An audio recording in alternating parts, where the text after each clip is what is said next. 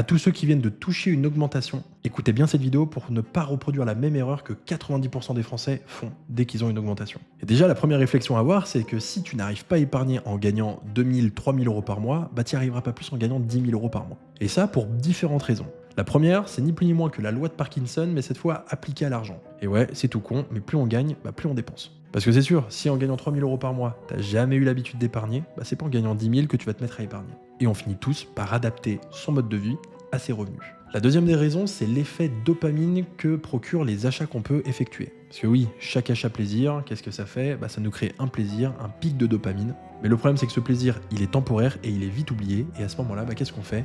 On recommence. Et la troisième des raisons qui tue notre société, mais c'est aussi ça qui fait tourner notre économie, ce sont les faux besoins. Parce que oui, il y a quand même beaucoup de dépenses, et franchement, réfléchis aux 10 dernières choses que tu as achetées, mais elles sont évidemment dictées par l'image sociale. On veut le dernier téléphone, la dernière voiture, la dernière télévision, faire le plus beau voyage, avoir le meilleur abonnement pour aller chercher les meilleures séries. Mais au final, tout ça, il faut vraiment se poser la question, est-ce que tu en as vraiment besoin ? Et si tu as toutes ces dépenses qui peuvent paraître des dépenses utiles car elles sont liées à ton plaisir, si de l'autre côté c'est ça qui t'empêche d'épargner et d'investir, eh bien t'as tout faux. Alors comment tu peux corriger ça ? C'est très simple, il faut que tu viennes automatiser ton épargne avant tes dépenses. Donc c'est-à-dire que la première des choses que tu fais quand tu reçois ton salaire, tu mets au minimum un montant épargné sur un compte destiné à l'investissement. Et comme ça, si tu l'automatises, tu ne ressens absolument pas l'effort. Deuxième chose, tu peux aussi repenser tes priorités financières. Parce que oui, acheter quelque chose peut donner du plaisir immédiat, mais investir va te donner une satisfaction qui est beaucoup plus durable.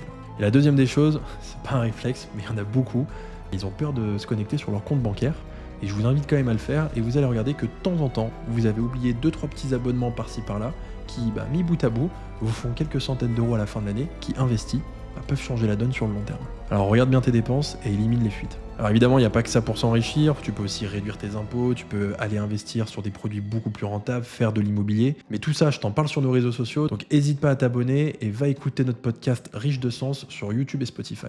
Avec ça, tu vas avoir toutes les armes pour t'enrichir.